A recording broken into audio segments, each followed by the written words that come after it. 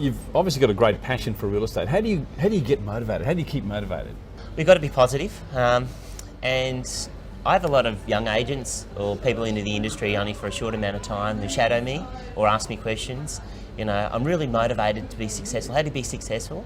And it's a difficult question to answer because there's so many elements in it. But the big thing is it's commitment. So some people are, you know, marginally interested in being successful over, you know, that day, that moment. They might be really, really committed to being successful. But commitment is that day, that week, that month, that year, the whole time they're absolutely committed to be successful. So doing all the prospecting, investing in yourself, getting out there, living outside your comfort zone, connecting with people, being responsible, being respectful all the time, that's commitment. Enthusiasm and motivation seem to go hand in hand, don't they? If you're not enthusiastic about what you're doing, you can't be motivated. Yeah. So it comes down a lot to loving what you do. Yeah, and vendors will smell it on you. They'll go, you know, he just wasn't there, he wasn't with me, and they'll know. So if you've been really, you know, tired or haven't had enough sleep, or you've watched the Ashes and watched the footy and you haven't really been in tune with what the vendor situation is at, they'll know. They'll really know. So you've got to be, you know, leave everything at the door when you go into an appraisal and you're starting as a fresh and you're really making a huge impression in their life. Those words we know, like focus, energy, enthusiasm, they're all very relevant, aren't they, in terms of your success? Also fun, you know, just try and keep things lighthearted. So making vendors smile, you know, be a bit jovial. It's a great connecting tool, and it might just take the conversation to a different platform. If you can just, you know, don't have to tell a joke all the time and repeat the same jokes in the appraisal, but you can just pick up on something and have a bit of a laugh.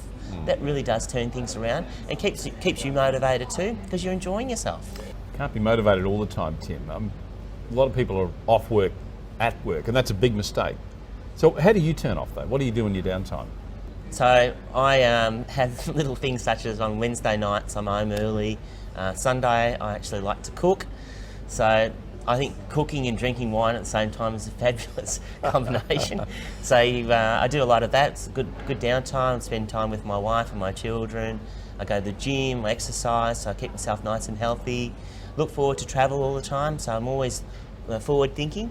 I believe there's three people in this life. There's people that live in the past, there's people that live in the present, and there's people that live in the future. I'm present person and future driven. My wife is all present. So if you say to her in the morning, what are we going to have for dinner tonight? She'll go, oh, I don't know, I'm not hungry now, I'll work it out tonight. Well, you've got to shop and you've got to be thinking, this is all now, which is great but bad, you know what I mean? Interesting. Past is gone. You never reflect on the past. I find it hard to even remember addresses of people, and I'm a shocker for that. Is the past there for you to learn from? Is that really all you look at? Is that where you learn your lessons? I do, and reflection only, but if something, I just let it go. Just let it, life's too short, move on. Keep moving forward. That's the ultimate thing. I heard the other day, and I think it's one of the real rare things in this job, that you get to learn things from vendors in their house all the time. I'm always picking up things just from the vendors. And you might have a vendor meeting. I had one person say to me, he went to a Jewish synagogue. This has happened to me just last week. And the Jewish guy taught him a big lesson in life. And that is, when you're making a decision on anything, you make a decision and then move forward. And if it's the wrong decision, make another decision, keep moving forward. Oh, gee, that's brilliant. So just keep moving forward all the time. And so I just learn from things like that all the time. And that's really important. Has there ever been a time in your career which has been absolutely stellar, when you've just said, that's it, no more, don't want to play this game anymore? A slump? Yeah. Sure, everyone goes through it. You think, gee, it's too much. Sometimes it just gets too many listings, or, you know, you're just working too hard. And why am I doing this, you know? Do you think what you said earlier about living in the present and looking to the future, that actually helps you stay positive? Absolutely. I've got goals. I've got short-term, medium, long-term goals. I've got goals with my EBUs. I've got family goals, I've got travel goals, I've got goals in terms of the directorship, and that's what keeps you on track all of the time. So, for example, within my own business unit, one of my goals is to have 10 to 15 appraisals a week, which will generate me somewhere around roughly 10 listings a month, which will generate about 8 sales per month, which will generate roughly around $100,000 in GCI a month.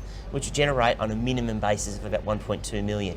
Now, you can have seasonality, nothing in January, a lot coming in, say, March or in October, November, there'll be more sales. But overall, I really pride myself on consistency. So none of this up, down, up, down, up, down.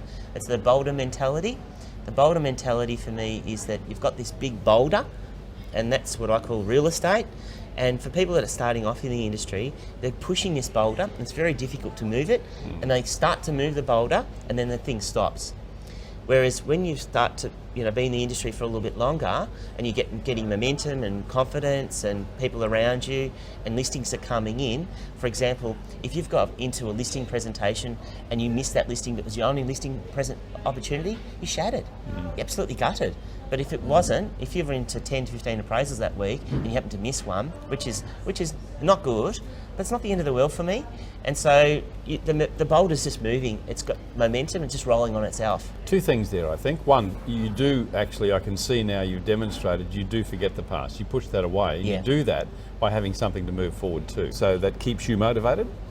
Yeah, definitely. I love winning. It's one of the biggest things. I love it. I'm incredibly driven by winning.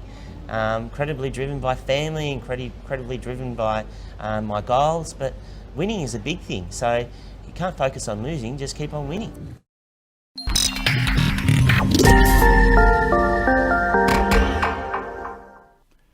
Hello and welcome to this week's auction update. We'll have a look at what the auctions are doing this weekend. Kevin Brogan will join me and he will tell us that auctions break a year-long record. Back in just a moment. Did you know you can save up to 70% on your staff costs by outsourcing the low-value, repeatable tasks so your team can focus on growing your business? Beepo is an outsourcing provider focused on the real estate industry. With an English-speaking, tertiary qualified and fully trained team in the Philippines, Beepo will give your business the boost it needs to start growing and returning value to you. For more information, visit beepo.com.au. Welcome back to the show and a special welcome to Kevin Brogan from CoreLogic, who joins us at this time every week as he does on Monday, and we look at the auction activity coming up over the weekend. Hey, national clearance, top 60%. How good's that, Kevin? Oh, look, that is a very significant improvement on what we saw the week before. Obviously, that was affected by the long weekend, but yes. Look, a really strong result out of Sydney, just edging ahead of Melbourne. Okay, well, let's bring those results up, and we can see there, as Kevin says, they're both level planting around the mid-60% there, but Sydney had a preliminary result of 74.7% start of the week, so a bit of a drop there, Kevin. Oh, look, it is. I mean, we've seen a drop of almost 8% there, and again, the reason for that is we collect the data as soon as we possibly can on a Saturday. Agents who've sold a property are ready, willing, and able to tell us all about it. As we collect the results as we go through the week, we still pick up success stories, but nonetheless, the rate of successful auctions does drop off as the week goes on. Yeah, interesting to note that we saw an increase there from Brisbane of around about 2% up to 39.7. That's a fairly good result for Brisbane.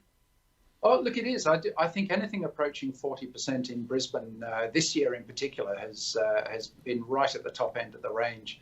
And yeah, I mean, look, it wasn't a busy weekend for Brisbane, but nonetheless a fair amount of activity there. Yeah, Adelaide still good.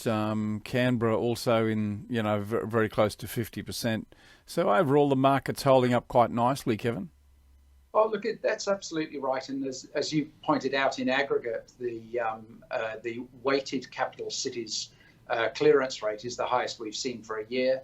And a really big improvement on last week when the smaller cities actually sort of pulled the weighted average back.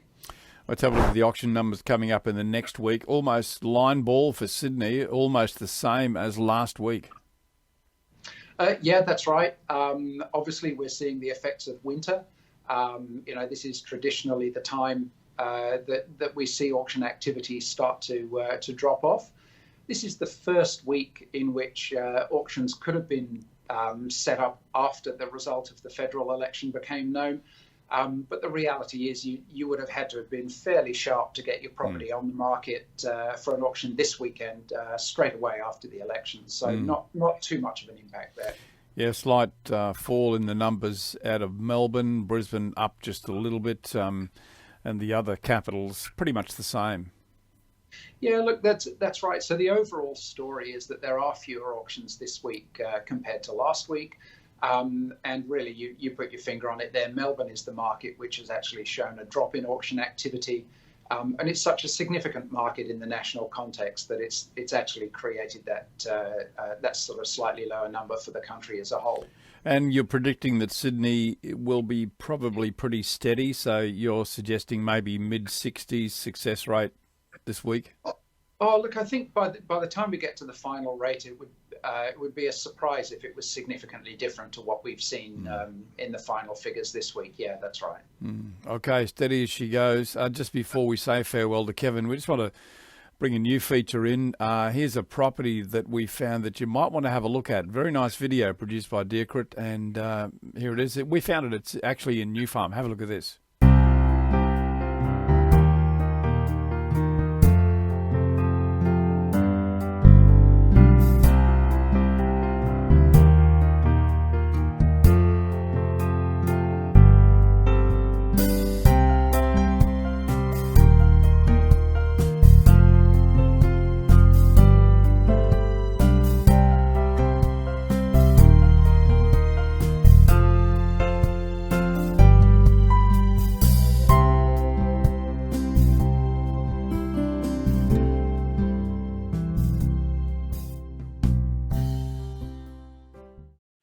So, Kevin, I think it'd be nice for us to have a little feature property every week in maybe a different capital city, but that's quite a nice property that's being marketed out of New Farm. I think it's a relatively new build too, but what you can do with a townhouse, it's very big, well over 600 square metres, I understand.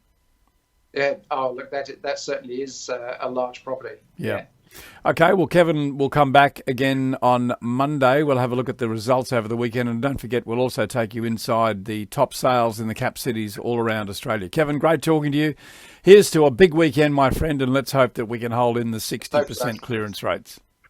Let's hope. Okay, Kevin Brogan there from CoreLogic. And don't forget, Real Estate Talk is out tomorrow. Property News Update is out today as well. So watch out for those shows. And we'll see you with Kevin Brogan on Monday as we give you a wrap on the weekend. See you then.